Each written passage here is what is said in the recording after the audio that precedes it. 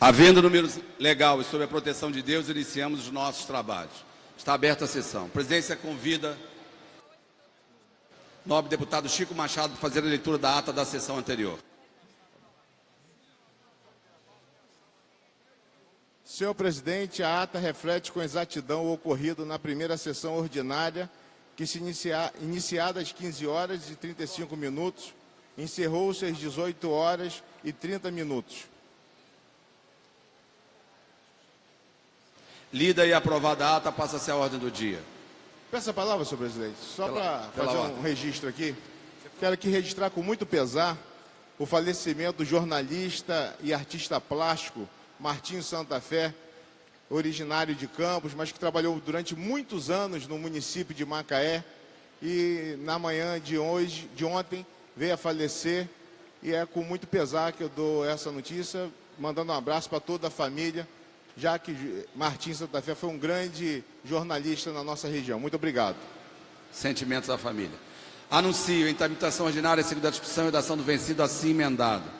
Projeto de Lei 939-A de 2015, de autoria do deputado Rosenberg Reis, que altera a Lei 4.746, de 11 de abril de 2006, que dispõe sobre a merenda escolar distribuída aos alunos portadores de diabetes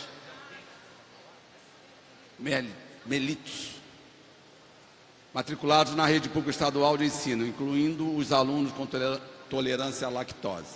Em discussão, não havendo que queira discutir, encerrada a discussão, em votação, a emenda da comissão de redação. Senhores que aprovam, eles que não estão aprovados. Em votação, projeto a ser emendado. Senhores que aprovam, eles que não estão aprovados, vai autógrafo. Segunda discussão, redação do vencido. Projeto de Lei 1072-A de 2015, autoria do deputado Milton Rangel, que dispõe sobre a permissão para a visitação de animais domésticos e de estimação na rede pública estadual de saúde do Estado do Rio de Janeiro e da outras providências. Em discussão, não havendo que queira discutir, encerrada a discussão, o projeto recebeu uma emenda, retorna às comissões técnicas. Em segunda discussão, projeto de lei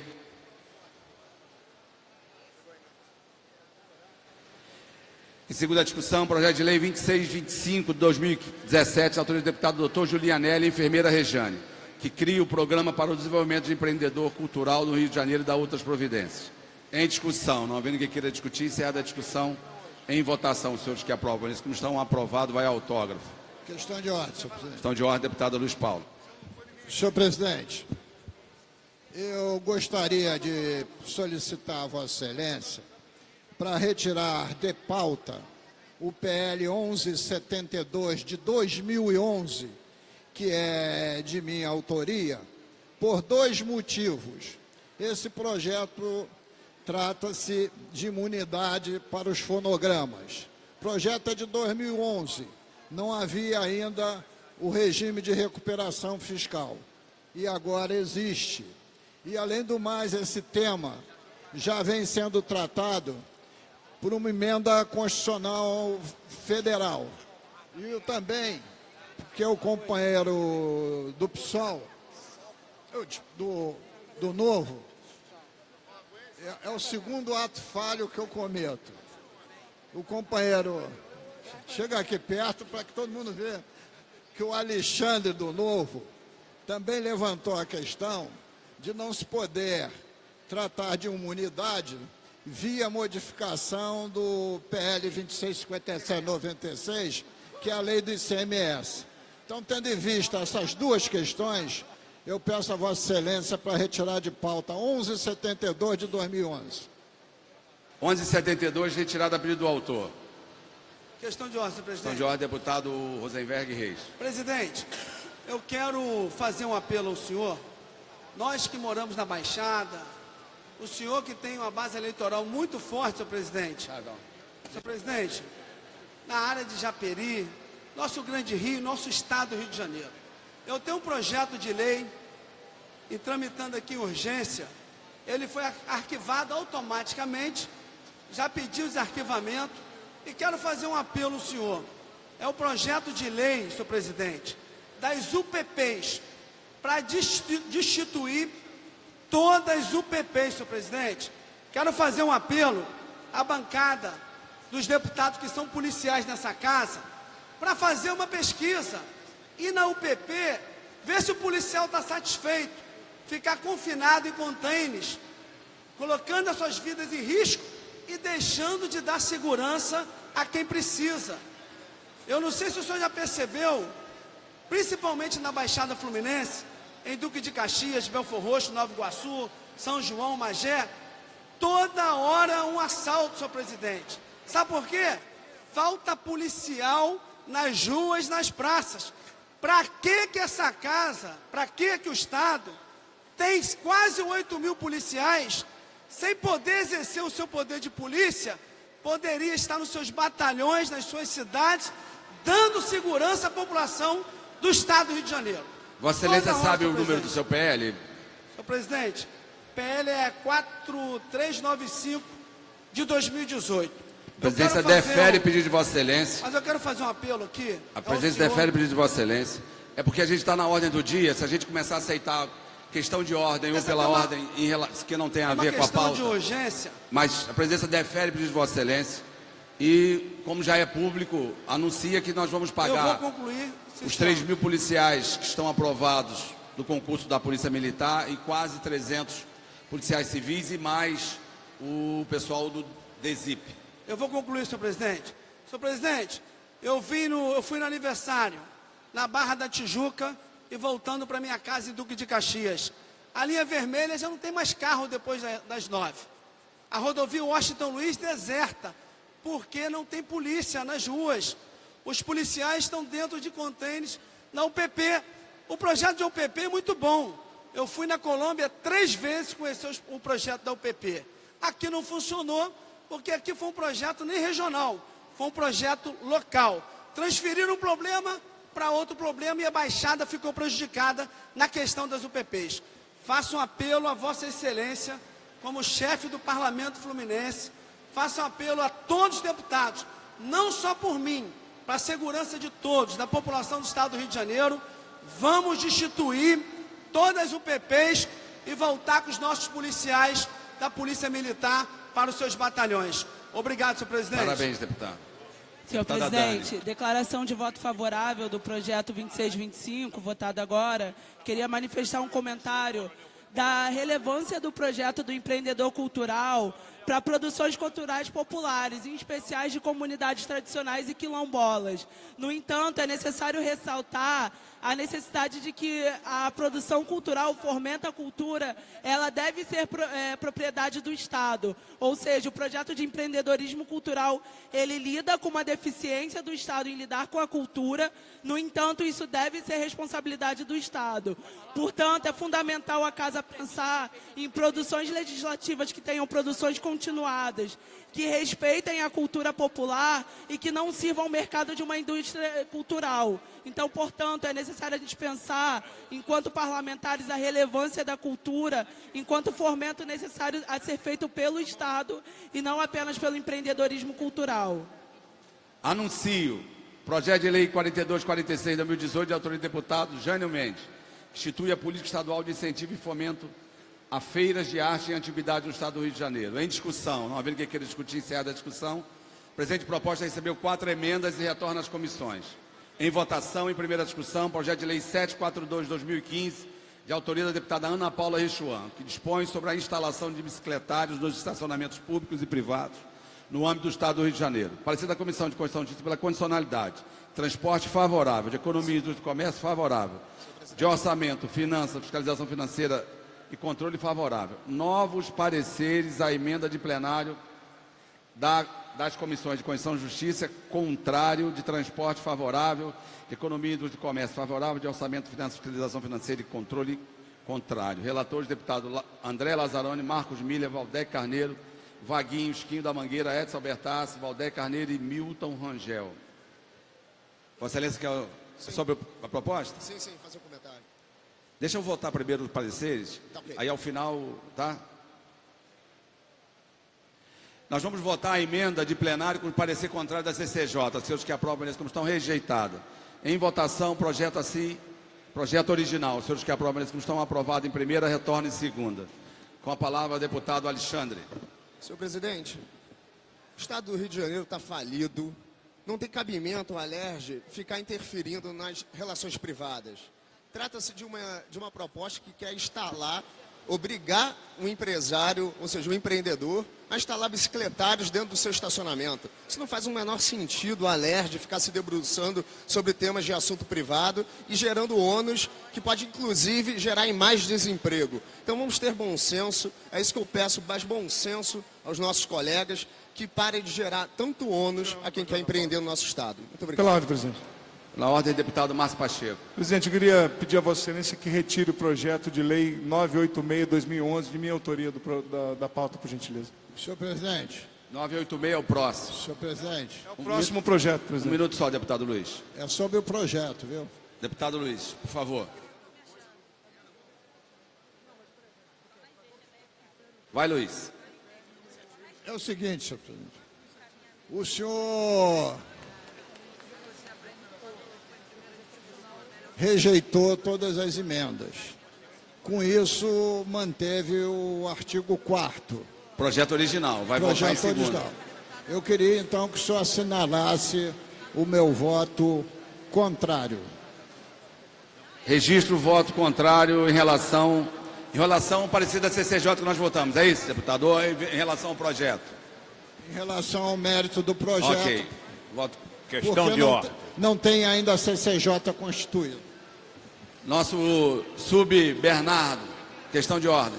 Eu queria ratificar o que o deputado falou aqui anteriormente. A UPP, eu tenho 35 anos de policial militar. A UPP precisa de quê para dizer que ela está falida? Precisa fazer o quê para ver que ela está falida? Está consumindo os policiais em Cabo Frio. Os policiais de Cabo Frio vêm trabalhar na UPP do Complexo do Alemão. Então você imagina o risco que o policial corre para vir de Cabo Frio para trabalhar em UPP do Alemão. O que ele sabe do Alemão? Cabo Frio fica lá abandonado enquanto a UPP está falida. Quem inventou isso não conhece, nunca trabalhou na rua, fica só lendo livro. Senhor presidente, eu queria que fosse registrado meu voto contrário. No mérito da última. Assim como o deputado Luiz Paulo. E só... 742/2015, voto contrário, deputado Bruno Dauari. Senhor presidente, só aproveitando aqui a fala do deputado que me antecedeu em relação às unidades de polícia pacificadora, é uma verdade, nós que somos do interior do Estado, temos policiais, milhares de policiais ocupando as unidades de polícia pacificadora aqui na capital, policiais inclusive que já viraram até cabo, já subiram de patente, e eu acho que essa casa, nesse momento, que dá uma benesse dessa ao governo, poderia muito bem colocar na mesa de negociação o redimensionamento das unidades de polícia pacificadora e o retorno desses policiais militares que residem no interior, mas ocupam aqui as comunidades. Sobre esse tema nós não vamos tratar agora, vamos tratar dos projetos, porque ele fez uma questão de ordem de voto no projeto anterior. Eu queria falar desse tema, presidente. Já, por favor, porque senão a gente vai interromper a pauta. Rapidamente, presidente. É porque já está ali o Alexandre também, já está o Machado. Vamos da pauta, a pauta é 5 minutos. E a gente abre com Vossa Excelência, Robel, na vez, tá, Alexandre? Então, anuncio em primeira discussão, PL 986/2011, de autoria do deputado Márcio Pacheco. Deputado Márcio, está pedido de retirada. O presidente defere pedido de Vossa Excelência.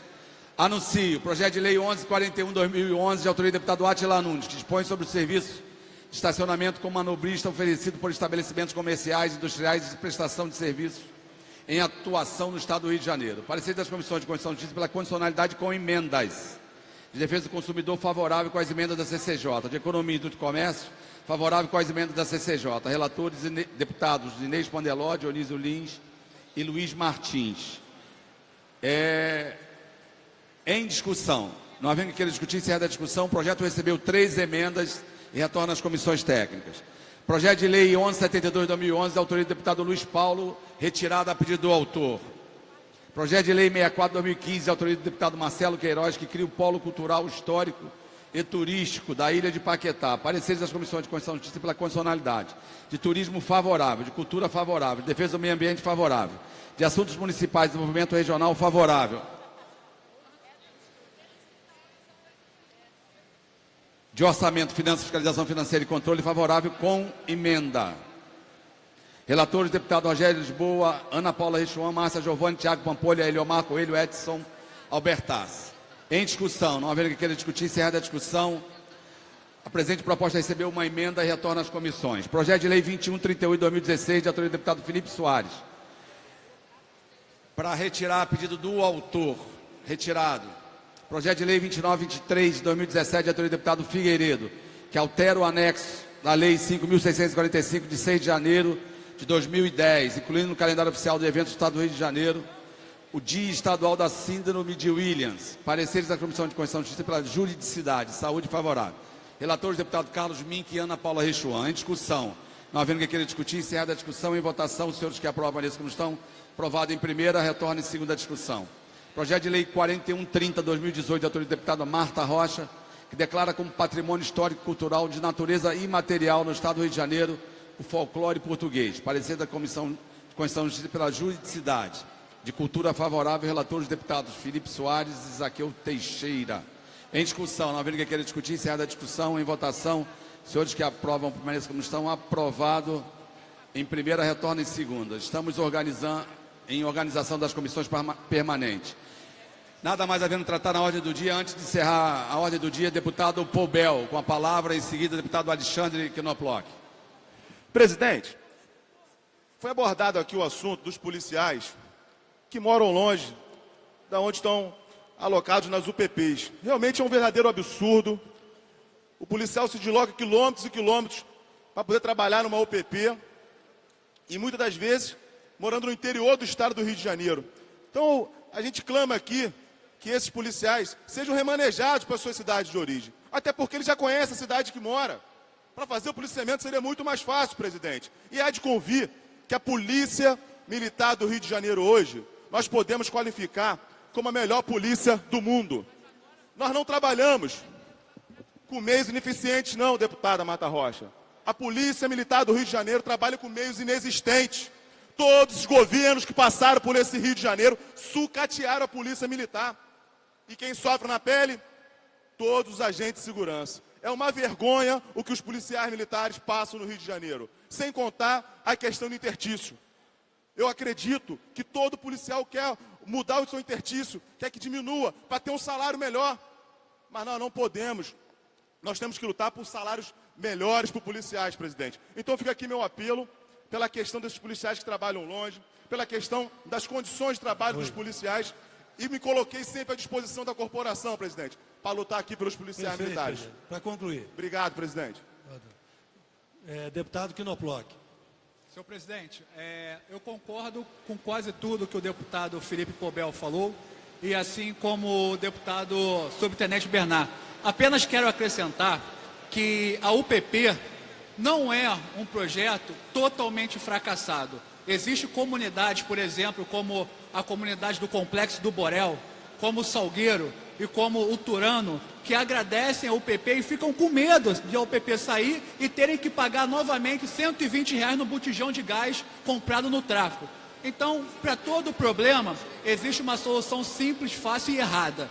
Então é importante ter um estudo, eu acho que vai ter uma comissão forte aqui, permanente de segurança pública, e que se debata com o governo atual. Obrigado, senhor presidente. Parabéns, deputada. Deputada Marta Rocha. Presidente, eu queria fazer duas ponderações. A primeira, dizer aqui ao deputado Alexandre Knoploch, que a Comissão de Segurança Pública, que atuou na legislatura de 2014 e 2018, que contou com a participação do deputado Flávio Bolsonaro, Zaqueu Teixeira, Bruno Dauari, Paulo Ramos, entre outros, foi uma comissão que esteve à frente de muitas questões importantes para a segurança pública. Quem primeiro defendeu as condições de trabalho da UPP e fez vistoria nas UPPs foi exatamente a Comissão de Segurança Pública. Foi através da Comissão de Segurança Pública que nós conseguimos que essa casa doasse para a Polícia Militar uma verba expressiva para investir no Cefap, exatamente no Centro de Formação dos Policiais Militares, para garantir a qualificação e o aperfeiçoamento. E aí, senhor presidente, eu quero muito pedir que essa casa esteja atenta, porque foi sim uma luta da Comissão de Segurança Pública e também de outros deputados que aqui estavam nessa casa, a nomeação de todos aqueles que foram aprovados nos concursos públicos do denominado Cinturão da Segurança Pública. E com isso nós estamos falando da Polícia Militar, estamos falando da Polícia Civil, da Defesa Civil, estamos falando dos agentes penitenciários e dos agentes de segurança socioeducativa. Então, esta casa sempre teve um compromisso com a questão da segurança pública. Muito obrigada. Mais alguma questão de ordem? Depois nós vamos encerrar para o expediente final, para os inscritos. Quem está, por favor, levanta a mão para o secretário anotar para a gente encaminhar o trabalho. Deputado Chico Machado. Senhor presidente, colegas vereadores, eu tive a oportunidade em 2017 ficar aqui por 4 meses. E eu tenho que registrar aqui a dedicação da delegada Marta Rocha, do deputado Bruno Dauari na questão da Comissão de Segurança Pública da LERJ. Nesse momento nós fizemos lá em Macaé uma audiência pública para discutir a questão da segurança pública em Macaé, no norte e noroeste do estado, porque, na verdade, quando foi feita a implantação das UPPs, fizeram visando botar bonito na televisão a cidade do Rio de Janeiro e alguma coisinha da região metropolitana e espalhou a criminalidade por todo o estado do Rio de Janeiro. Nós em Macaé, Campos, toda a região norte e noroeste do estado, assistimos a violência crescer de uma forma exponencial no período da implantação das UPPs. E aqui, como bem disse o deputado Felipe Poubel, nós precisamos levar os nossos policiais que são do interior para o interior, já que nós iremos ter medidas aqui, a Assembleia vai ajudar a pagar esse salário desses 3.000 novos policiais militares e civis. Nós precisamos priorizar a segurança pública, não só aonde tem o maior contingente eleitoral. Precisamos priorizar a segurança pública em todo o estado do Rio de Janeiro. A minha cidade, depois de certa hora, não pode mais passar na linha azul, na linha verde, que são vias, artérias importantes do município de Macaé e de toda a região. Então fica aqui o meu apoio à questão do deputado Rosenberg Reis e também para que possamos ter uma discussão séria e correta em torno dessa questão da segurança pública no estado. Muito obrigado. Parabéns. Deputado Renato Zaca, depois deputado Bruno Dauari. Se tiver mais algum inscrito, faça favor de... Deputado Seudino, deputado Léo Vieira, deputado Rodrigo Amorim. Com a palavra, deputado Renato Zaca. Presidente, com todo respeito, eu também queria falar a respeito das UPPs, como os demais deputados aqui. O que acontece hoje na UPP?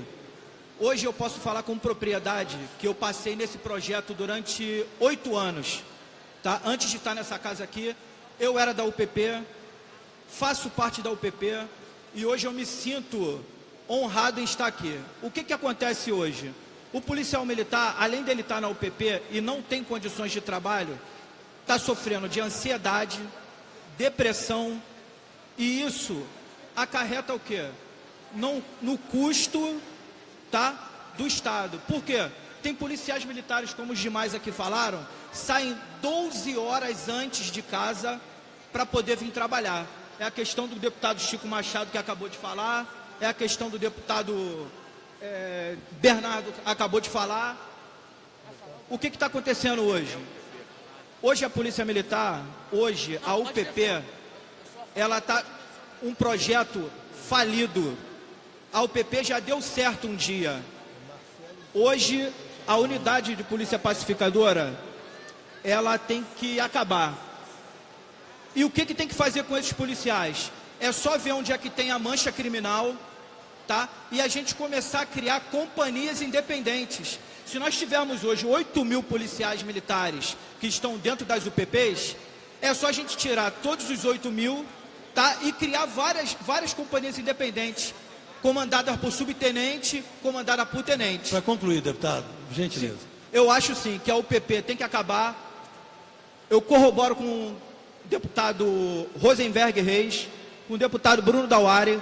Eu acho que todos os policiais militares do interior, assim, tem que voltar para trabalhar mais próximo, ou então que eles recebam o dinheiro que eles vêm de lá para cá. Que R$100 não dá para o policial militar vir trabalhar, sair da sua casa e vir trabalhar. Obrigado, senhor presidente. Deputado Bruno Dauaire. Senhor presidente... Pela ordem, senhor presidente. Senhor presidente. Não, pela ordem, deputado Luiz Paulo. Pela ordem. Senhor presidente, pela ordem regimental. Eu chego aqui, meio-dia e meio, entro na fila para falar no expediente final. O tema de 3 horas em diante é a ordem do dia. Tem que discutir a pauta. Quem quiser falar sobre outro tema, se inscreva e fale no expediente final. Se a gente não organiza agora, nós não vamos nem cumprir a pauta. Porque vai dar direito a todos fazerem discurso na ordem do dia. Desculpe, deputado, era pela ordem. Perfeitamente. O deputado Luiz Paulo está com a razão. Então, se não for, pedir os colegas que retirem os pedidos, se não for em relação à matéria que foi tratada, e se for, que faça um breve, deputado Bruno Dauaire, para a gente poder seguir a pauta, seguir a ordem do dia, seguir o expediente final, senão quem se inscreveu realmente fica prejudicado. Deputado Senhor presidente, Bruno. eu não vou falar das UPPs, tá? Eu só queria aproveitar aqui a presença maciça dos deputados para fazer um apelo em relação à delegacia de homicídios de Niterói, São Gonçalo e Itaboraí, senhor presidente. A delegacia está precisando de ajuda, não tem nenhuma estrutura, inclusive falta até papel. Eu queria fazer um apelo à Vossa Excelência, que pudesse nos ajudar aqui através da Assembleia Legislativa e diante de todos esses parlamentares que estão aqui, que a gente pudesse ajudar a Delegacia de Homicídios de Niterói, São Gonçalo e Itaboraí, para que ela possa continuar a exercer a função. Muito obrigado, senhor presidente. De acordo com o que pedi ao deputado Bruno Dauaire, que faça esse encaminhamento, deputado, da presidência com ofício, para a gente reforçar pela casa. Então, encerrado o expediente inicial, vamos ao expediente final para... Deixa eu falar, primeiro porque, deputado, o que está acontecendo? O deputado Luiz Paulo tem razão e tem que seguir o regimento. Então nós precisamos seguir, as pessoas se inscreveram, nós estamos saindo do tema e não é possível. Nós vamos organizar, está começando os trabalhos, então os colegas falarem mais rápido, então são 12 inscritos e a gente vai tocar aqui até às 17, com a palavra o deputado Max Lemos.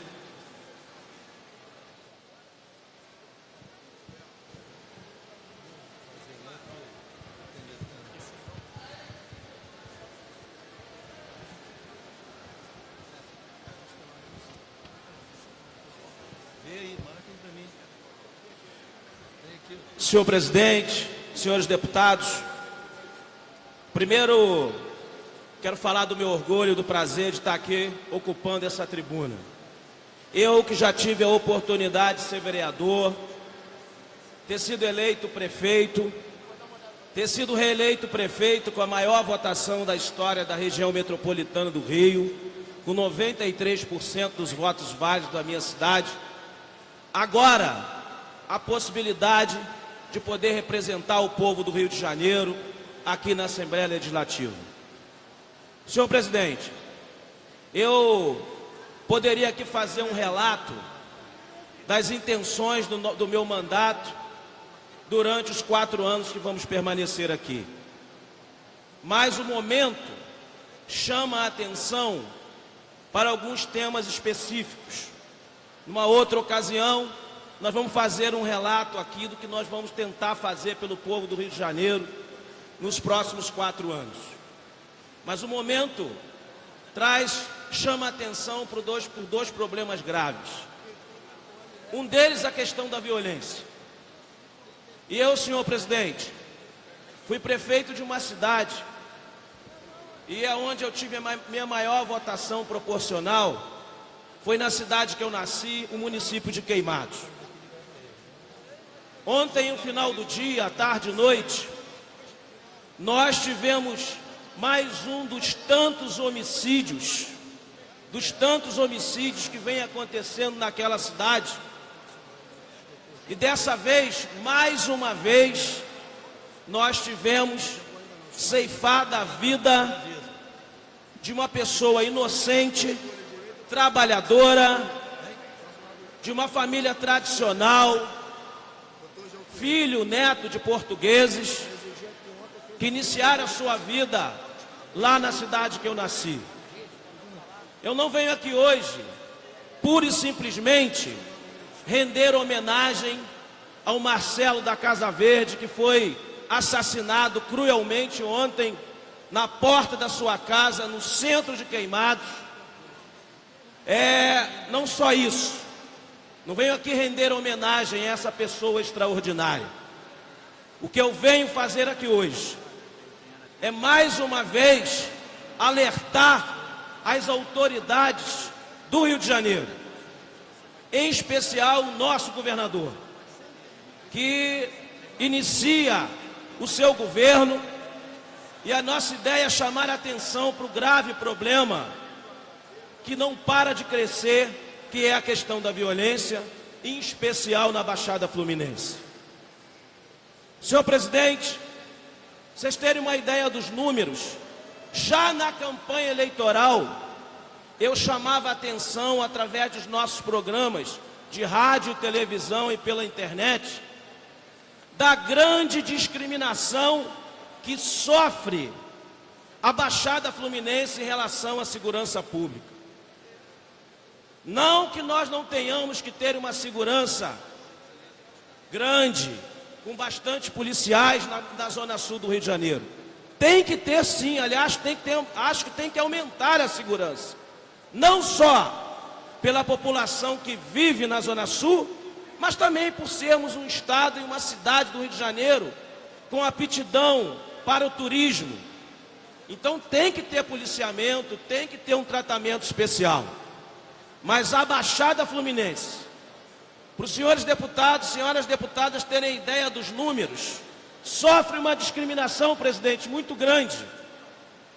Para vocês terem uma ideia, o 23º Batalhão da Polícia Militar, que cobre Leblon e Ipanema, tem proporcionalmente 40 vezes mais policiais do que, por exemplo, o 24º Batalhão da Polícia Militar, que está sediado em Queimados, mas é responsável pelo policiamento de Queimados, Japeri, Paracambi, Seropédica e Itaguaí.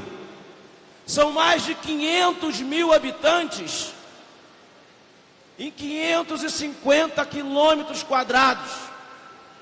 40 vezes menos policiais do que o 23º Batalhão que cobre a Zona Sul.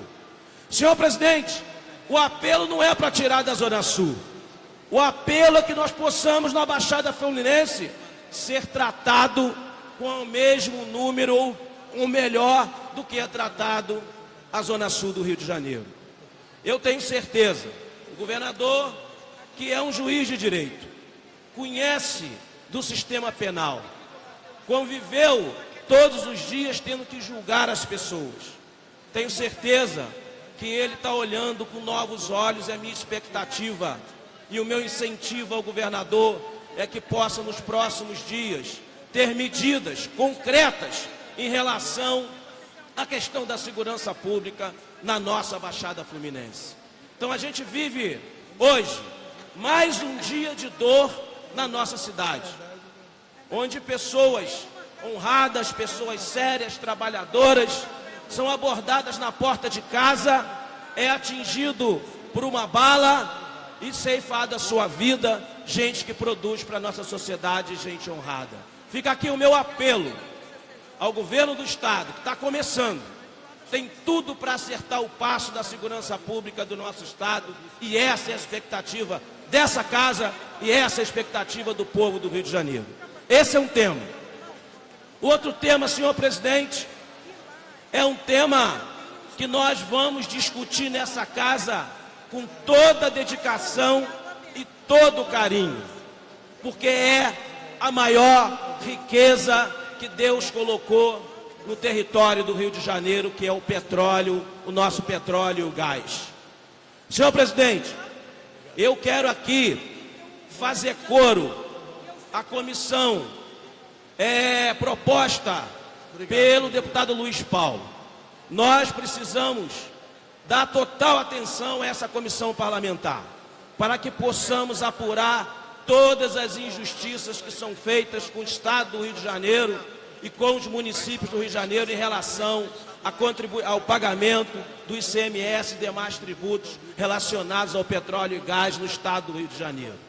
Segundo, nós vamos fazer um movimento nesta casa que possa ser ouvido não só pela população do Rio de Janeiro, mas do Brasil e das autoridades federais e estaduais. O rápido implemento no retorno da exploração dos Campos Maduros na bacia de Campos Macaé.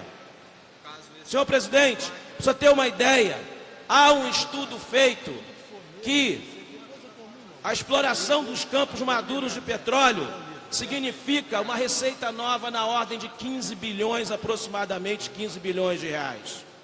Significa a geração de 300 mil empregos, porque trata-se de aquecer a economia naquela região, melhorar a indústria e o serviço do petróleo e gás relacionados ao petróleo e gás do Rio de Janeiro.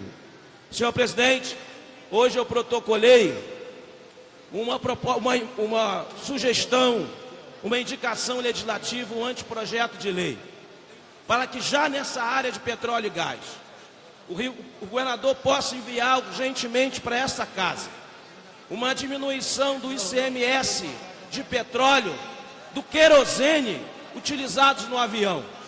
Por quê? Nós estamos perdendo centenas de voos que eram sediados, partida do Rio de Janeiro, porque o nosso ICMS em cima do querosene do avião é na ordem de 12%. Hoje eu protocolei uma indicação legislativa, anteprojeto de lei, para que possamos reduzir para 7% e ser competitivo com os aeroportos fora do Rio de Janeiro. Então, senhor presidente, concluindo, senhor presidente, minha participação nessa casa será na defesa do cidadão, mas muito especialmente na defesa do retorno de uma economia forte, que isso fará gerar empregos para o nosso povo do Rio de Janeiro. Muito obrigado, senhor presidente. Pela ordem, presidente. Pois não, deputado. Até corroborando com o discurso do nobre deputado que me antecedeu, nós já aprovamos nessa casa em primeira discussão um projeto de lei, Max, deputado Max, que diz o seguinte: hoje o Disque Denúncia tem lá elencados cerca de 70 procurados pela Justiça, cada um com o valor estipulado da sua sentença. Vamos supor que um daqueles procurados do site do Disque Denúncia não seja denunciado pela população e seja preso pela polícia. Aquele dinheiro que seria destinado para quem denunciou não fica com ninguém, continua no Disque Denúncia, e o policial que arriscou a sua vida prendendo aquele marginal ganha um tapinha nas costas do seu comandante ou do seu delegado, né, de plantão.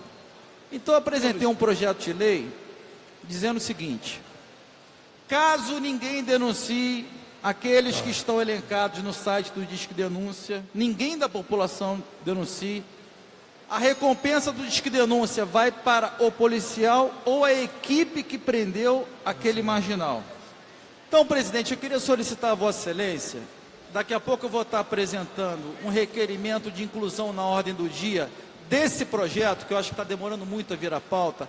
Eu sei que as comissões não estão formadas ainda, então, teoricamente, não se poderia apresentar nenhum requerimento de inclusão na ordem do dia, mas Vossa Excelência pode designar um relator ad hoc para isso. Obrigado, senhor presidente. Obrigado, deputado Parabéns Max. pela iniciativa, que seja urgente.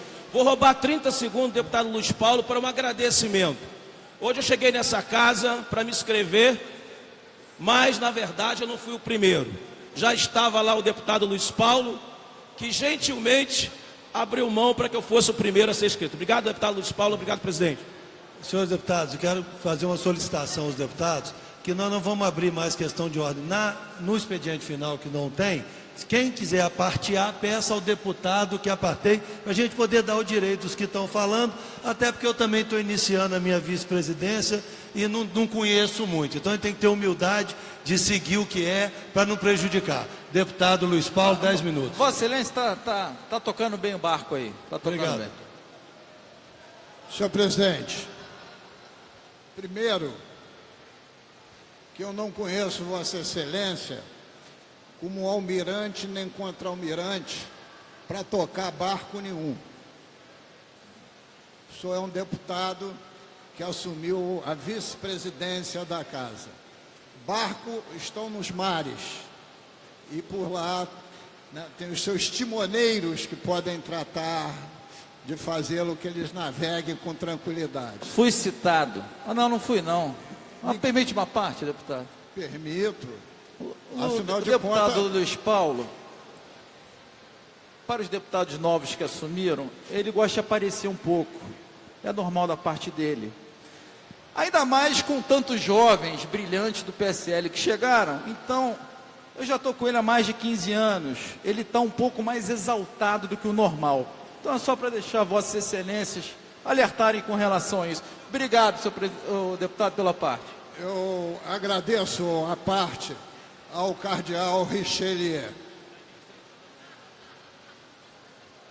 Deputado Luiz Paulo, para Vossa Excelência continuar, já descontei o tempo, estou reabrindo. O senhor... Mas eu convido aos senhores deputados, apesar de eu não concordar com o título e com algumas questões, que leiam o artigo publicado ontem no jornal O Globo, de autoria do sociólogo Nelson Pasleme, ao Centro Volver. Porque ele vai tratar de um falso debate que se trava hoje no Brasil entre direita e esquerda. E por que que esse debate é um debate falso? Não é porque as concepções ideológicas tenham se perdido no tempo. Elas continuam a existir. Mas centro-esquerda vai derivar lá do início da organização dos parlamentos na Inglaterra e na França, quando quem era conservador sentava à direita do plenário e quem era renovador ou até mesmo liberal sentava à esquerda do plenário. E aí começou esse falso debate de direita e esquerda, que tomou conta da eleição presidencial e cindiu as opiniões em duas vertentes. No meu entendimento, além disso, tem que existir no plenário exatamente, entre tantos, dois segmentos. Aqueles que ganham a eleição governam, e aqueles que perdem a eleição fazem oposição. Essa que é o verdadeiro conteúdo do parlamento. Mas eu tenho visto, e estou dizendo agora, deputado Eliomar, ao longo dos anos, que quando inicia o trabalho parlamentar, em geral, tem representação aqui de 20 partidos políticos, mais de 20 partidos políticos. Com o desenvolvimento dos trabalhos, o partido que mais cresce, pelo menos historicamente tem sido assim, e espero que não o seja, seja o PG. É o partido que historicamente sempre cresceu na Assembleia. PG, para que não me entendam mal, é o partido do governo. É o que tem mais crescido. E eu queria, a esse respeito, ler aqui o segundo parágrafo somente do artigo, que me chamou muito a atenção. O Brasil esteve dividido intrinsecamente nesse segundo turno eleitoral,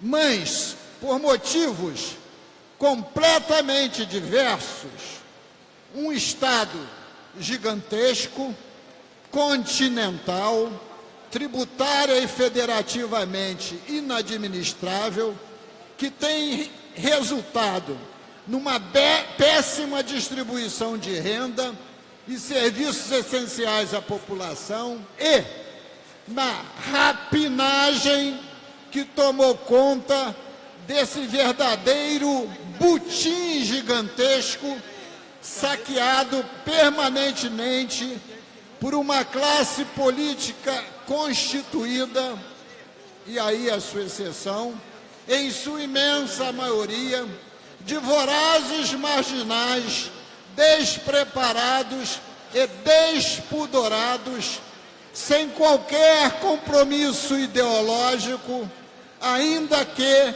com doutrinas e lutas de séculos passados, salvo naturalmente as exceções de praxe. Esse é o verdadeiro problema brasileiro.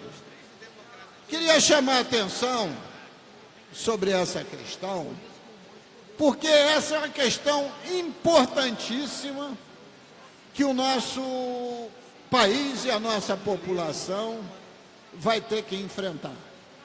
E nós, parlamentares, temos que nos debruçarmos sobre ela.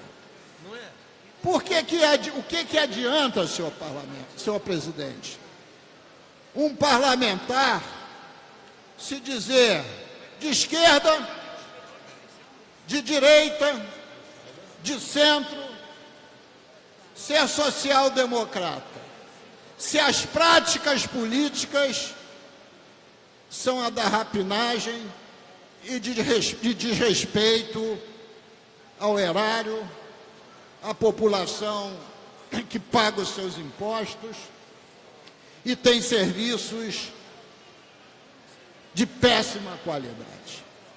Então, nesse momento, nós temos que dedicarmos o nosso mandato a uma total transparência, a uma luta permanente contra a corrupção e nos debruçarmos sobre aqueles projetos que, de fato, possam melhorar a qualidade de vida da população. Para concluir, porque deputado. isso, concluindo, senhor presidente, é que nos pode unir. O que nos vai unir não é a discussão teórica. O que vai nos unir é a prática. E, historicamente, a prática do parlamento, e volto a dizer, com as exceções de praxe, não tem sido as melhores. Por isso que hoje a Assembleia Legislativa aparece nas páginas dos jornais como fosse uma das genis desse país, com todo respeito a esse nome feminino geni. Estou só me lembrando da música popular brasileira. Eu acho que é grande o empenho que essa casa tem que ter. Houve uma renovação de 51%, e eu me disponho exatamente a trilhar esse caminho. Muito obrigado, senhor. Bem, antes de passar a palavra ao próximo orador, quero registrar a presença do prefeito de São João do Meriti, São João Ferreira, deputado federal, nosso amigo, companheiro. Parabéns, senhor prefeito. Bom estar com o senhor aqui, seja muito bem-vindo nessa casa, ainda mais com a representação expressiva que o senhor ajudou a colocar aqui. Seja muito bem-vindo. Com a palavra, o deputado Alexandre Knoploch. O deputado dispõe de 10 minutos.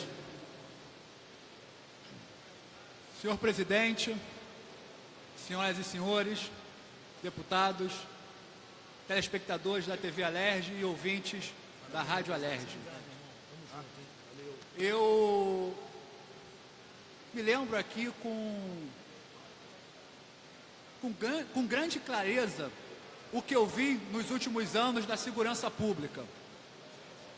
Uma polícia militar que não tinha nenhum recurso, uma polícia civil que não tinha um mísero papel para fazer registro de ocorrência e um Estado sucateado. Eu, como presidente da Associação de Moradores da Tijuca, muitas vezes tirei do meu próprio bolso para colocar em instituições policiais. Na Polícia Civil, doando papéis, computadores, na Polícia Militar, fazendo reformas de contêineres e por aí vai. E é por isso que eu apoiei e acreditei nas propostas do governador Wilson Witzel. E parece que começam a dar resultado, porque os homicídios nesse mês caíram 22%. A Polícia Civil cumpriu mais de 500 mandados de prisão e a PM prendeu mais de 2.500 pessoas que cometiam delitos nas ruas, ou seja, bandidos. Foram apreendidas mais de 500 armas, sendo 48 fuzis. A convocação de 110 oficiais do Sérgio Cartório para a Polícia Civil e o anúncio de uma construção de presídio vertical para até 5.000 presos em Bangu. Vale citar também a expansão do ex-programa Centro, Tijuca, Presente, que vai se chamar Sociedade Segura.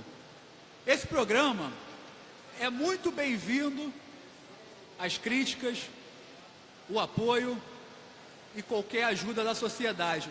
Mas tem de se lembrar que quem administra o programa é o governo do Estado, através da sua Secretaria de Governo, o secretário Gutenberg.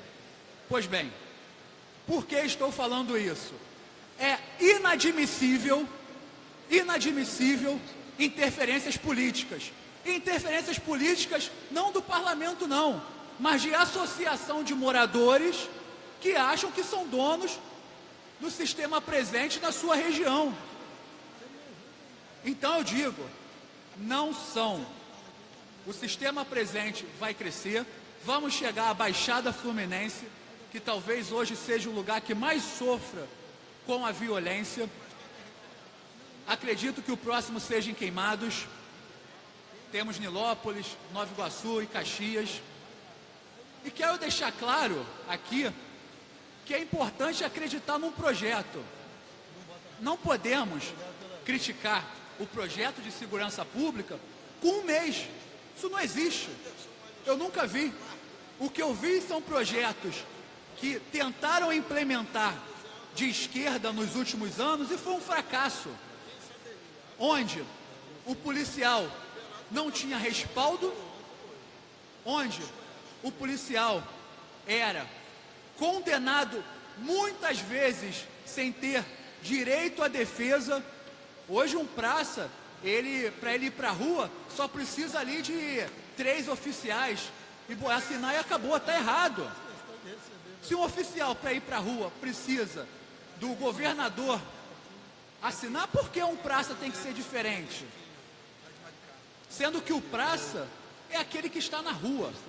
Então, eu acredito no trabalho do governador Wilson Witzel, do secretário de Polícia Civil, Marcos Vinícius, que tem feito um trabalho sensacional, criando inclusive a divisão de lavagem de dinheiro. Nós temos que atacar a corrupção do Estado do Rio de Janeiro na fonte. E isso é na lavagem de dinheiro.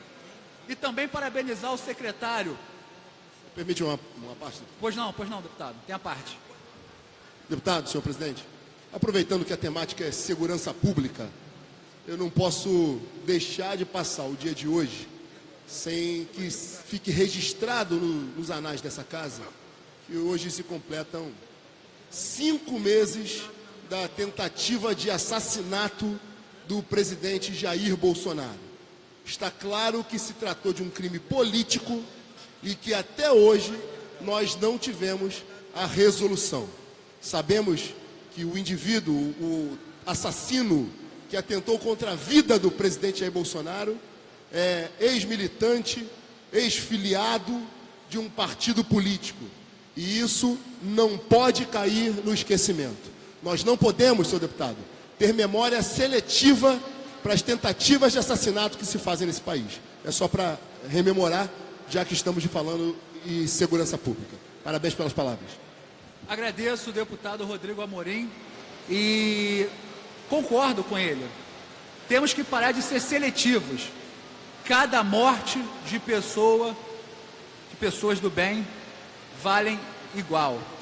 Então eu gostaria aqui, só para completar, senhor presidente, parabenizar mais uma vez. Tem a parte, deputado, pois não. Obrigado. Vossa Excelência citou dos feitos do governo Wilson, e eu venho aqui destacar realmente a diferença de como está começando o governo Wilson e do que vinha acontecendo nos governos anteriores. A disposição que o governador Wilson quer trabalhar para a segurança pública. A começar pelo acautelamento dos coletes e de armas para os policiais militares, coisa inédita em nosso Estado. A convocação dos concursados do CFSD. A questão do RAS compulsório. Eu tenho certeza que a sensibilidade do governador vai fazer que transforme esse RAS em RAS voluntário, aumentando o valor, dando condição de trabalho para o policial. Então nós vemos realmente uma polícia já sendo tratada, diferenciada do que foi tratado pelos governos anteriores, o deputado. Então, Vossa Excelência trouxe com muita propriedade alguns números da criminalidade que diminuiu, e eu quero contribuir junto ao governador para que realmente a população do Rio de Janeiro tenha paz novamente, porque ninguém tem mais o direito de ir e vir. As pessoas têm medo de deixar seu filho na rua e rezam e oram para ele retornar com vida, presidente. É a sensação total de segurança no estado do Rio de Janeiro. Mas eu não tenho dúvida que essa gestão, esse novo pleito, vai fazer com que a gente consiga resgatar a dignidade do policial e da população carioca. Obrigado pela parte, deputado. Obrigado, deputado. O deputado Felipe Pobel é um deputado muito aguerrido na área de segurança pública. É por isso que ele foi chancelado pelo nosso senador Flávio Bolsonaro, pelo nosso presidente Jair Bolsonaro, e eu não tenho dúvida que esse parlamento terá nomes que lutarão pela segurança pública, que nem o deputado Felipe Pobel, deputado Zaca, a deputada Alana, deputado Galberto e tantos outros. E também parabenizar aqueles que ficaram nesta casa, que sempre lutaram pela segurança pública, em especial a nossa deputada delegada Marta Rocha, que foi a primeira aqui na LERJ a me abrir as portas quando eu precisei de ajuda na Associação de Moradores da Tijuca. Então, vai meu agradecimento à deputada. Senhor presidente, termino aqui. Muito obrigado. Brasil acima de tudo, Deus acima de todos. Senhor presidente, pela ordem, eu queria só registrar e fazer um pedido a Vossa Excelência na direção dos trabalhos. Ontem foi protocolada a CPI da conta d'água com assinatura de 30 deputados. Ela não foi publicada hoje em Diário Oficial. Eu peço providências, por favor, senhor presidente. Pois não, deputado. Queria fazer um registro do vereador de Maricá, que está presente, vereador Chiquinho, e a solicitada através do deputado Gilviana. Feito o registro. Seja muito bem-vindo, vereador. Quero convidar para fazer o uso da palavra a deputada Marta Rocha. A deputada dispõe de 10 minutos.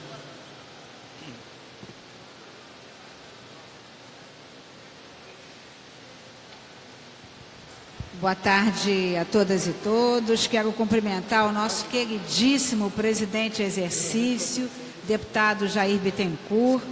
Quero cumprimentar todos aqueles que me antecederam nessa tribuna e apresentaram seus argumentos. E eu hoje subo a esta tribuna também para falar sobre a questão da segurança pública, já abordada ainda no momento das nossas análises aqui da pauta do dia de hoje. E, na verdade, eu quero discutir aqui, ainda que de uma forma muito rápida, o denominado pacote anticrime apresentado pelo governo federal, um pacote que, ao lado do pacote das medidas econômicas, é sim um projeto de lei que está sendo muito esperado pela sociedade por alguns motivos. Primeiro, que é fato, sim, que a grave crise na segurança pública, ela se estende além do estado do Rio de Janeiro. O Rio de Janeiro merecia um estudo de caso, porque o Rio de Janeiro conseguiu conjugar uma crise ética no âmbito da política, uma crise financeira, e a crise financeira propiciou, sem dúvida nenhuma, a grave crise na segurança pública. Mas a questão da insegurança é um tema que aflige a população brasileira como um todo, do norte ao nordeste, do sul ao sudeste, do Iapoque ao Chuí.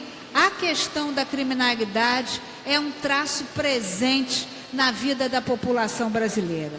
Acho que podemos lembrar os mais de 62 mil homicídios acontecidos no Brasil no ano de 2016 e 2017. Podemos lembrar as mais de 6 mil mortes de mulheres brasileiras, o que nos permite dizer que a cada 2 horas uma mulher morre no Brasil. Se não fosse apenas a questão da insegurança que se estabelece no Estado brasileiro, acho também que é um compromisso do governo federal, feito na campanha eleitoral de 2018, o enfrentamento da criminalidade e da violência. Por isso, como nunca, nós esperamos o projeto de lei aqui denominado o pacote anticrime.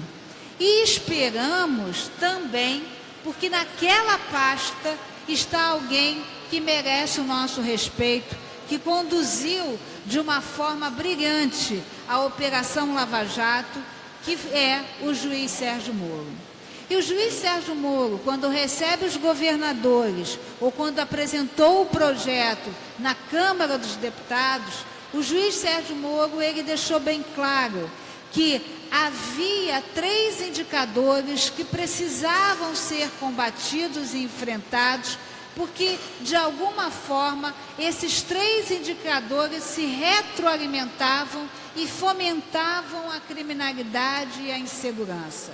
Estou falando aqui do combate ao tráfico de drogas, estou falando aqui das organizações criminosas e estou falando aqui do enfrentamento à corrupção. E talvez fosse importante dizer que a Polícia Civil do Estado do Rio de Janeiro deu o seu primeiro passo, transformou o que já existia do laboratório de lavagem de dinheiro num departamento de combate à corrupção e à lavagem de dinheiro. Como delegada de polícia, presidi inquéritos e muitas das vezes tive a oportunidade, como por exemplo no inquérito que apurava a atuação da milícia, ao final deste inquérito, indiciar e pedir a prisão de mais de uma dezena de pessoas. Mas o que nós caminhávamos era até a apuração do fato criminal. Não havia ferramentas que nos permitisse fomentar a apuração exatamente da lavagem de dinheiro, porque naquele momento ainda não havia uma lei específica, e hoje ter ferramentas para que aquilo que foi apurado indevidamente através da organização criminosa possa ser, esses ativos financeiros possam retornar e essas organizações percam o seu poderio econômico. E assim, vamos nos lembrar aqui de um importante caso que aconteceu nos Estados Unidos, objeto de um filme, em que o juiz ao conversar com os policiais, deu a seguinte recomendação: siga o dinheiro. Então, na verdade, o que se pretende também neste projeto anticrime não é só e apenas o enfrentamento da corrupção passiva, da corrupção passiva ou do peculato, mas também utilizar os programas de lavagem de dinheiro para a recuperação dos ativos financeiros que possam estar nas organizações criminosas, sejam elas do tráfico de droga, ou da milícia, ou do crime do colarinho branco. Uma outra questão importante trazida neste pacote é a questão da imediato cumprimento da pena. E há um destaque para os casos ocorridos no Tribunal do Júri. Eu sou uma militante pelos direitos humanos das mulheres. E é muito comum, como por exemplo no caso Pimenta Neves, de um jornalista importante do estado de São Paulo, que mata sua companheira 20 anos mais nova do que ele, e esse homem, embora condenado, só iniciou o cumprimento da pena 17 anos após o término do processo judicial. Então, no caso deste pacote, nós temos aqui o imediato cumprimento da pena. Eu vejo, presidente Jair Bittencourt, eu vejo muitas vezes as pessoas comparando o que acontece nos Estados Unidos no que se refere à legislação ou na atuação da polícia com o que acontece no Estado brasileiro. A diferença é que nos Estados Unidos nós temos a efetividade do cumprimento da pena. No momento que se conclui o processo judicial, seja ele de natureza civil ou seja ele de natureza penal, se dá de forma imediata o cumprimento da pena. E nesse sentido, é muito importante destacar aqui o cuidado que teve o Ministério da Justiça no que se refere ao pagamento da multa. O pagamento da multa é uma pena acessória, portanto, pena o é. E o que a gente vê aqui é que a efetividade da cobrança da multa, ela só vai se dar quando se cessar todos os recursos. E o que a lei brasileira processual penal mais tem é a possibilidade de recurso. Então, no sentido do pacote anticrime, é muito importante que a efetividade da pena, seja ela a pena principal, restritiva de liberdade, se dê de imediato, ou seja ela através do pagamento da multa. Chama a atenção que muito em breve estaremos discutindo nos tribunais, em particular no Supremo Tribunal Federal, o pacote anticrime. A outra medida que aqui tem é a de que o projeto, ao ser implementada a pena, ela seja de imediato, dependendo da tipificação do crime, sendo um crime violento, ela seja aplicada de imediato e seja cumprida de imediato em regime fechado.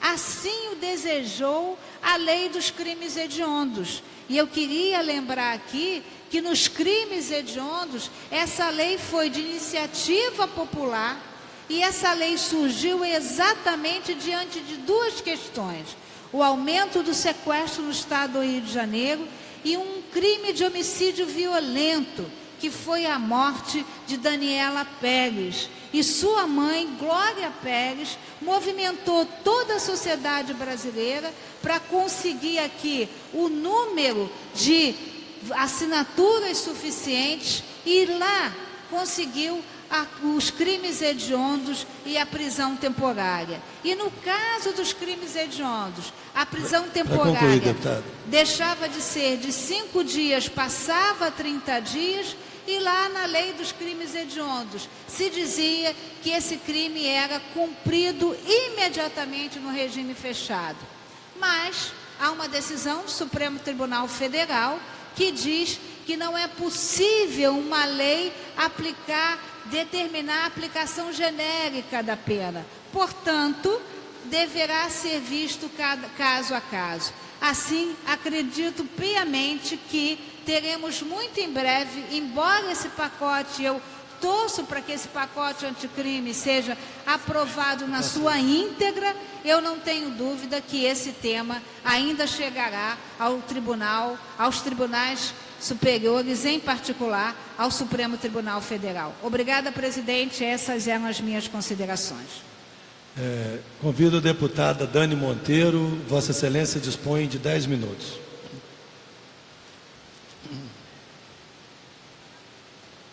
Obrigada. Queria então aqui trazer um assunto que é fundamental, de relevância, que é a gente pensar o quanto é necessário que a casa se paute pela liberdade e bem viver de todos a população fluminense.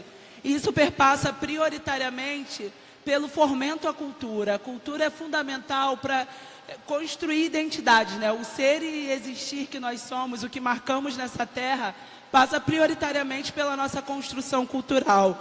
E aí é com muita tristeza que eu queria trazer para essa casa o fechamento do IPDH, que é o Instituto Palmares de Desenvolvimento Social, localizado ali no Corredor Cultural da Lapa, da qual constam 5 casas de trabalho social cedido pelo Estado. O IPDH é de alta relevância para o movimento negro do Estado do Rio de Janeiro.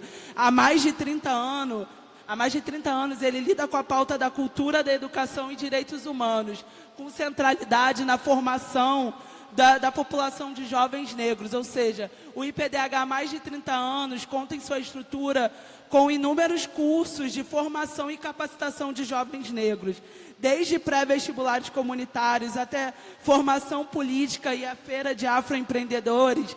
O IPDH é um patrimônio cultural do Estado do Rio de Janeiro como um todo.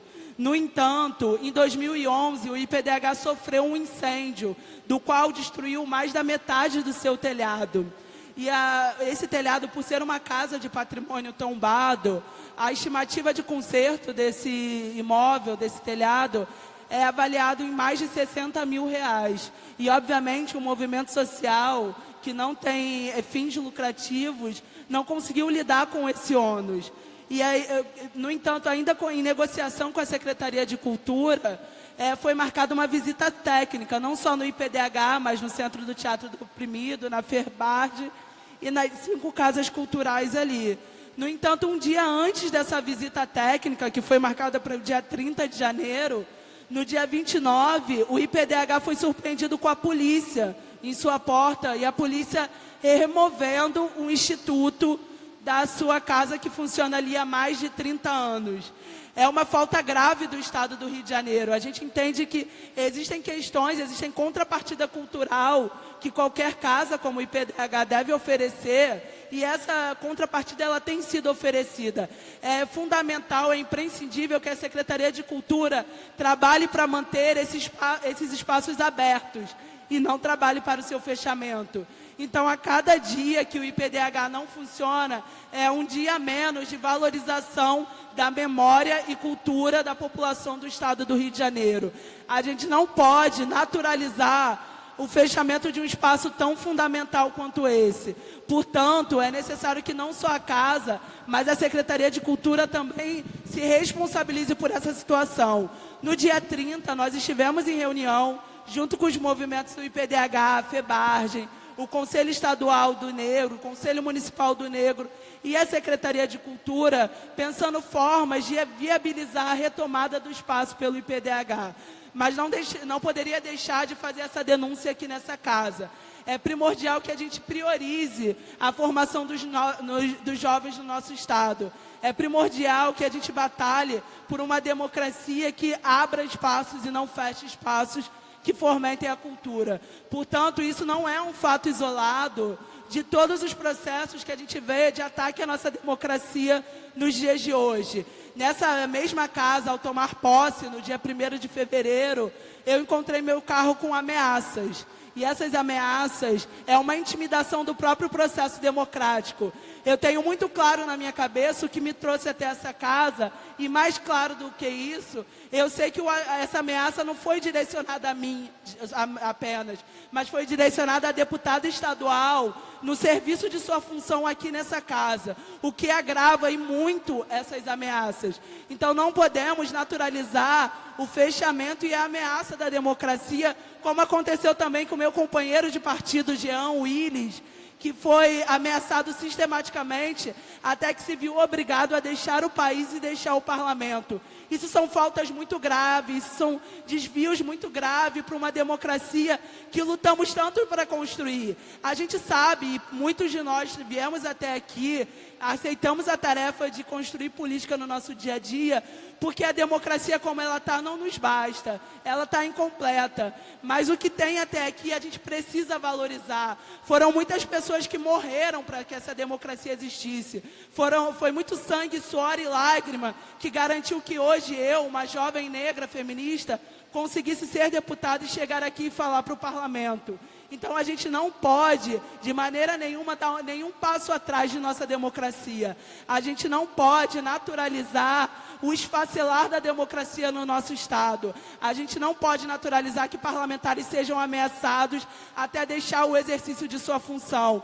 A gente não pode aceitar que parlamentares dessa casa, e não apenas eu, mas o próprio presidente siciliano, a deputada Marta Rocha, que também sofreram outras ameaças, inclusive com perseguição, isso não pode ser naturalizado pela casa. A gente precisa, para ontem, debater segurança de todos nós. Segurança é a prevenção da democracia, é a garantia dos espaços democráticos, é a garantia da diversidade. Queria trazer essa parte para casa porque é fundamental que não deixamos isso passar em branco. Tanto a ameaça que eu sofri, mas em especial o fechamento do IPDH. E é fundamental que a gente entenda que a cada dia que o IPDH segue fechado, é um dia menos de luta e de salvaguarda da memória do Estado do nosso Rio de Janeiro. E qualquer Estado que pense um futuro, em especial um futuro para a sua juventude, precisa valorizar o ontem, precisa valorizar a tradição cultural e o seu passado. Então estou aqui em referência ao movimento negro que me trouxe e me formou para chegar nessa casa. Então, por eles, não poderia deixar de dizer com muito pesar que não vamos aceitar o fechamento do IPDH. Deputado, me concede uma parte? Claro. Bom, a parte da deputada Dani Monteiro, em primeiro lugar, deputada Dani, ontem, quando fiz uso desta tribuna, eu, na verdade, repercuti a frase que havia pronunciado quando do meu juramento, que era em nome da restauração do Estado Democrático de Direito no Brasil. E fiz menção a uma série de situações que evidenciam a pulverização desse Estado de Direito no Brasil, inclusive com um componente central desse processo, que é o componente de criminalização da política. E fiz menção a Vossa Excelência, tínhamos conversado depois, portanto fiz menção ao deputado Jean Willis, que eu conheço muito bem, cujo mandato acompanhei em várias lutas, em vários momentos, portanto fazia-se a parte de solidariedade. E a segunda dimensão é que o nosso mandato também acompanhou esta luta importante que segue em curso, relacionada ao retorno do IPDH, do Instituto Palmares de Direitos Humanos, para o Corredor Cultural da Lapa, de onde ele foi retirado abruptamente, sem prévio aviso, sem antes, quando do incêndio, ter recebido qualquer tipo de apoio por parte do setor público. E eu conversei depois com o Hugo, com a Catarina, que Vossa Excelência conhece, há uma expectativa, e é preciso ter a expectativa e ter a cobrança de nossa parte.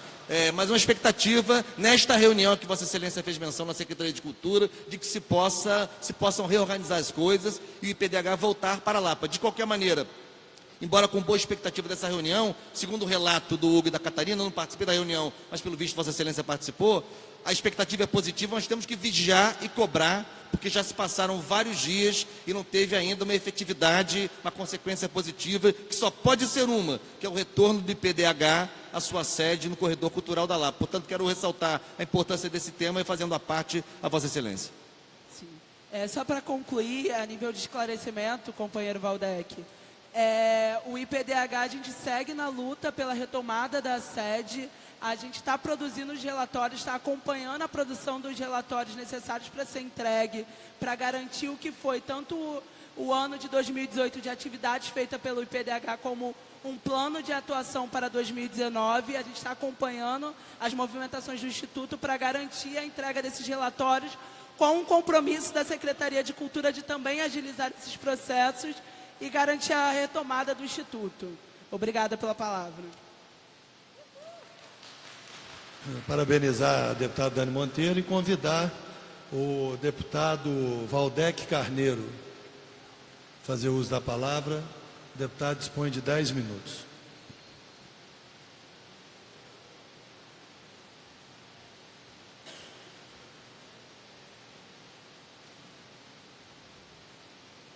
Senhor presidente, deputado Jair Bittencourt, senhoras deputadas, senhores deputados, cidadãos que nos assistem pela TV Alerj, nos seguem pelas redes sociais, imprensa, trabalhadores desta casa. Senhor presidente, eu queria hoje dialogar com uma das coisas mais patéticas que pude ler nesse último período em matéria de educação. Na verdade, a rigor, não trata sequer de educação, para ser sincero aqui. Faço referência a uma entrevista publicada num periódico semanal de grande circulação, entrevista ao ministro da Educação, que faz uma série de considerações sobre a área que está sob sua responsabilidade no âmbito federal.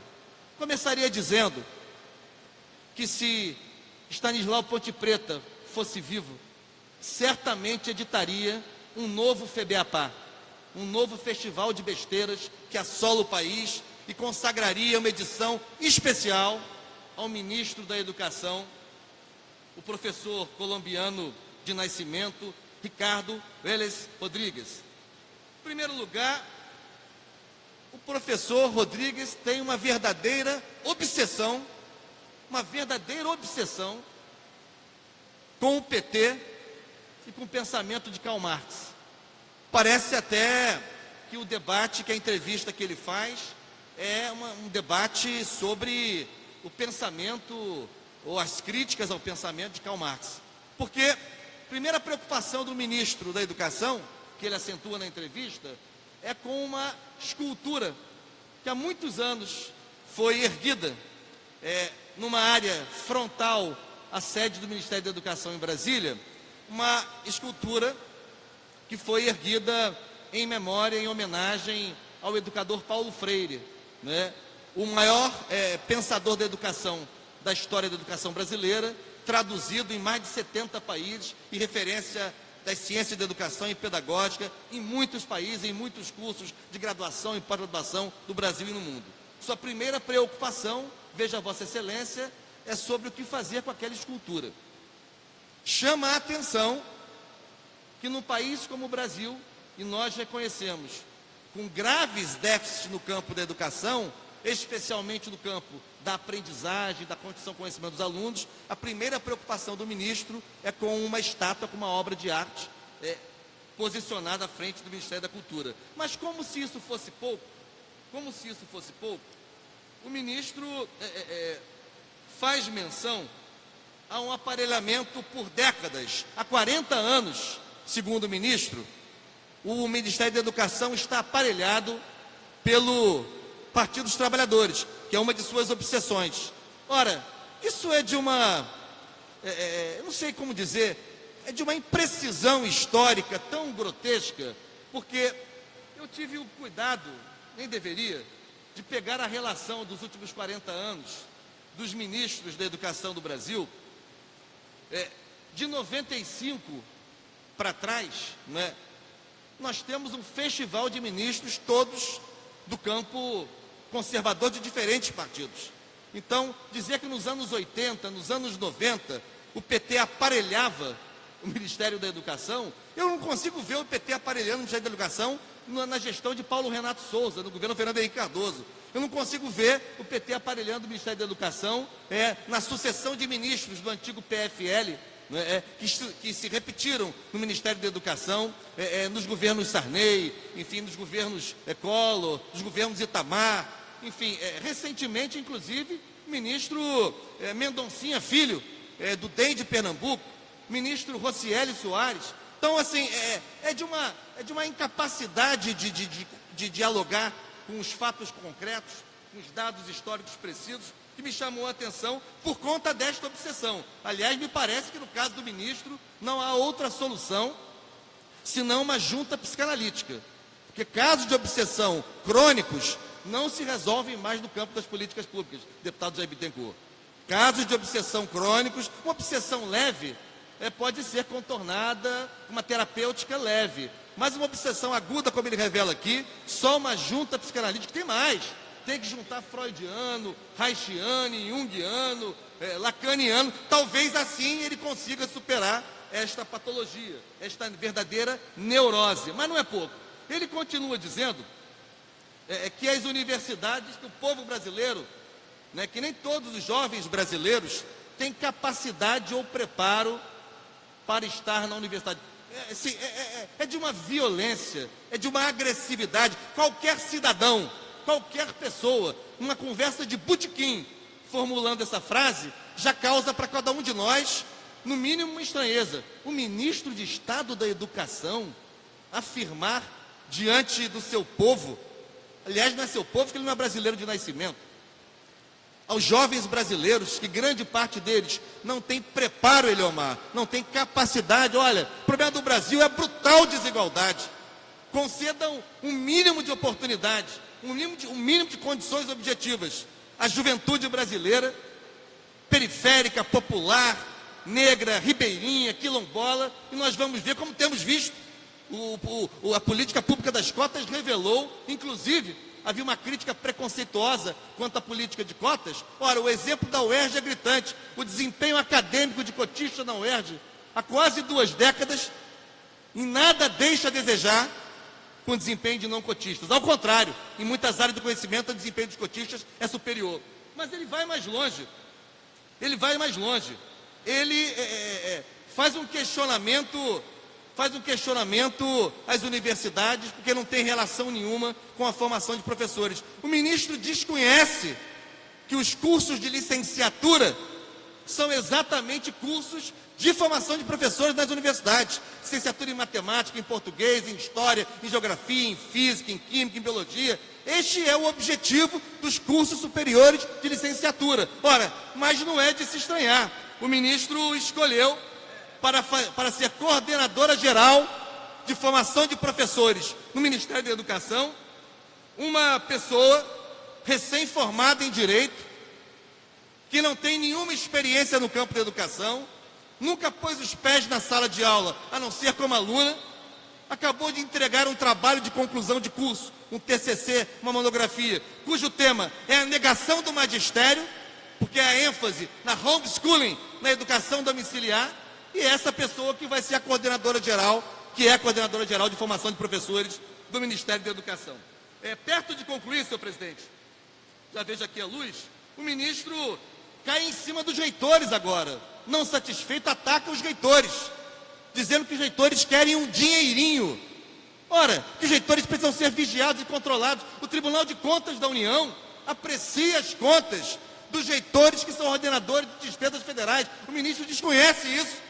É realmente impressionante. Passou pelo constrangimento de ter que telefonar para a mãe do Cazuza, que ele falou, atribuiu ao Cazuza uma frase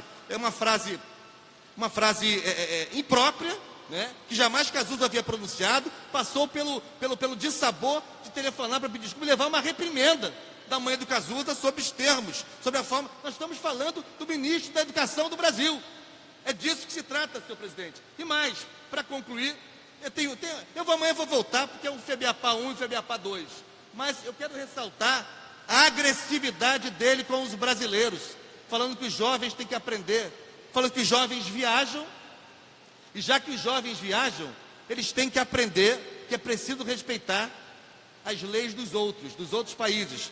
E afirma o ministro da Educação que os brasileiros, quando viajam, são verdadeiros canibais e ladrões. Roubam coisas, roubam assentos dos aviões. Assim, é uma coisa. O ministro tem que se retratar a sociedade brasileira. O Congresso Nacional, eu ouvi ontem o senador Randolfo Rodrigues, ouvi ontem o deputado Alessandro Molon. O Congresso Nacional tem que requisitar, convocar o ministro da Educação para que ele se explique e se retrate com o povo brasileiro em relação às sucessivas ofensas que ele proferiu nessa entrevista. Concluindo, quero dizer o seguinte: a única frase minimamente lógica que ele pronunciou, que ele proferiu nessa entrevista foi: eu nunca havia pensado em ser ministro. Faz todo sentido. A única frase com o mínimo de lógica dessa entrevista é quando ele afirma: eu nunca havia pensado em ser ministro. Por óbvio, porque só um governo destrambelhado, desqualificado, como o governo Jair Bolsonaro, é capaz de indicar para ministro da Educação este cidadão que nada conhece da educação brasileira e ainda por cima é ofensivo, agressivo e assintoso com a sociedade brasileira e com a nossa juventude. Muito obrigado. Quero, antes de convocar o deputado Eliomar Coelho, quero só fazer um registro da presença do vereador Marcos Felipe Linhares, do município de Miracema, que honra muito com a sua esposa, com a sua presença. Seja bem-vindo, vereador, município de Miracema, e leve o nosso abraço àquela querida cidade. Muito obrigado.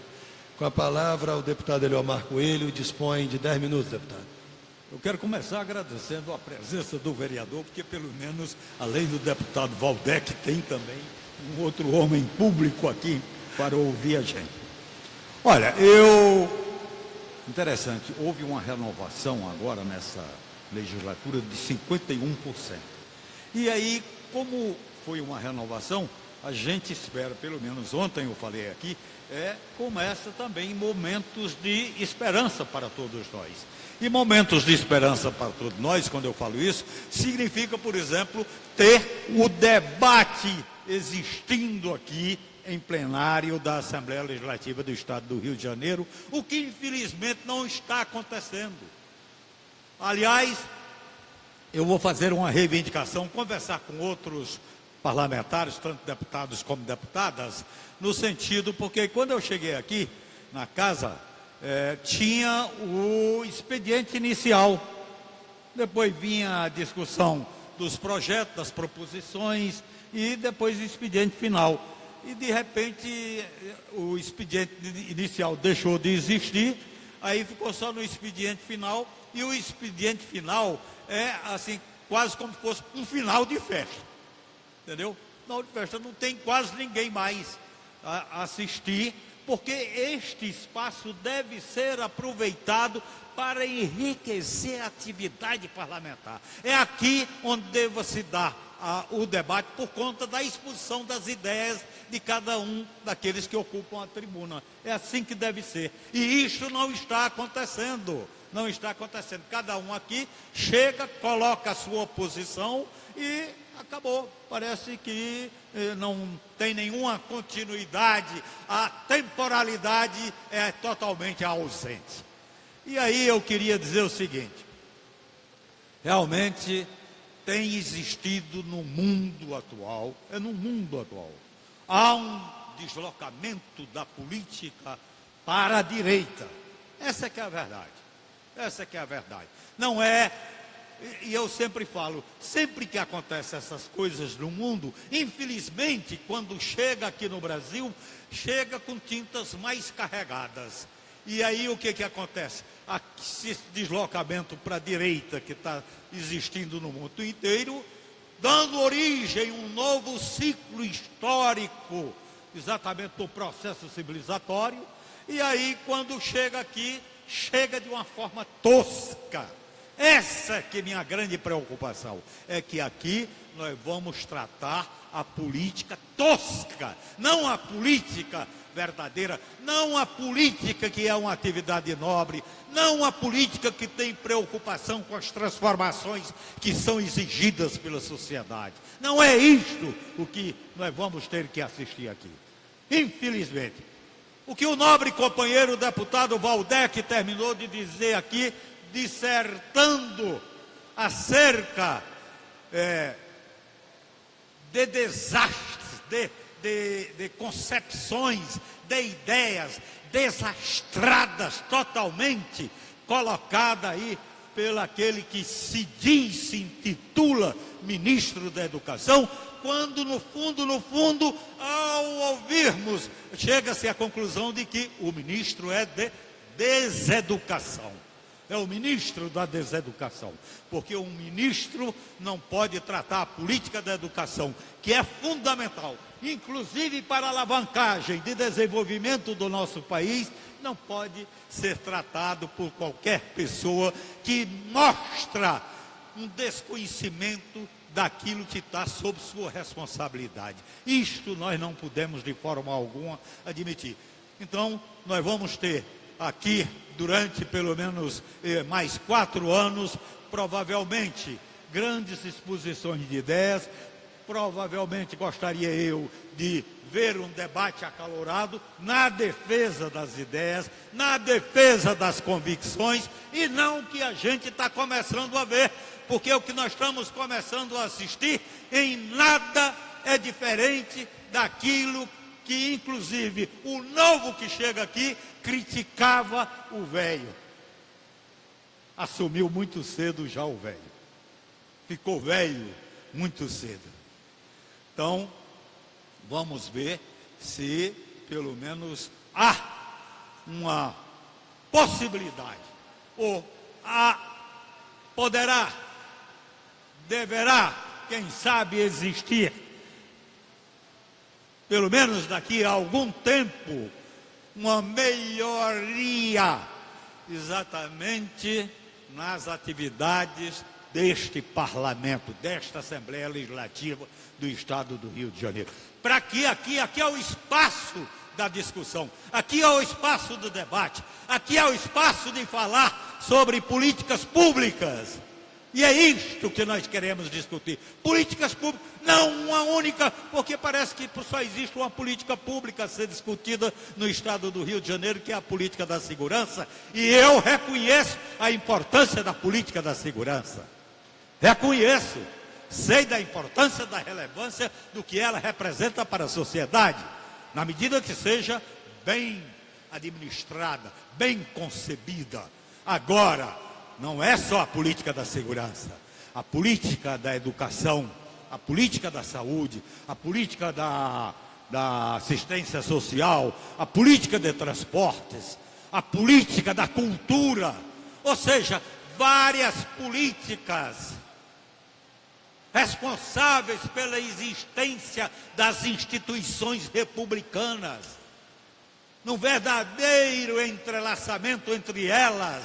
É aí onde a coisa começa a andar, a avançar, e avançar exatamente no sentido de promover o desenvolvimento para todos.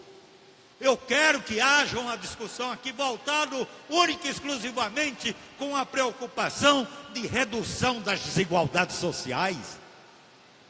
Falar em desenvolvimento com a produção permanente de desigualdade social, e nós vivemos exatamente num mundo, esse mundo aí, que se avizinha, talvez iniciando um novo ciclo histórico, é um mundo bem partido. Esse mundo partido não leva a bom termo o resultado final. Então é isto o que nós queremos, é isto que se pretende, é que esta casa assuma a responsabilidade de trabalhar com seriedade as políticas públicas, e políticas públicas voltadas exatamente para garantir democracia, para garantir soberania, para garantir autonomia do Estado, para garantir a segurança para todos, para garantir trabalho, para garantir renda, para garantir o bem-estar social. É isto que nós devemos discutir aqui nesta Assembleia Legislativa. O Estado do Rio de Janeiro, só concluindo, senhor presidente, Jair, tem 92 municípios. Nós temos que discutir por que o estado do Rio de Janeiro, que tem constituído 92 municípios, as desigualdades sociais existentes são enormes. De repente, chega-se em algum município que tem um estado ou uma condição de extrema pobreza pela ausência total e permanente do Estado. Então tem que mudar. É para mudar. Então nós temos que mudar exatamente em cima do debate. Nós não podemos de forma alguma ficar só falando de violência. Não podemos ficar só falando da segurança que tem que contratar, mas repressão tem que fortalecer os esquemas de repressão. É isso daqui o que eu tenho ouvido. Inclusive o discurso do governador ontem foi muito nesta linha. Talvez até para tentar legitimar aquilo que tem lá no Congresso Nacional, que chama-se a proposta de lei do abate. Então, eu acho que muita coisa tem que mudar, presidente. Mas nós temos a responsabilidade na promoção e realização dessas mudanças. Nós temos que trabalhar com seriedade as políticas públicas voltadas para garantir o bem-estar social daqueles que moram, vivem, trabalham e constroem a riqueza do estado do Rio de Janeiro. Eram essas considerações que eu gostaria de fazer dela.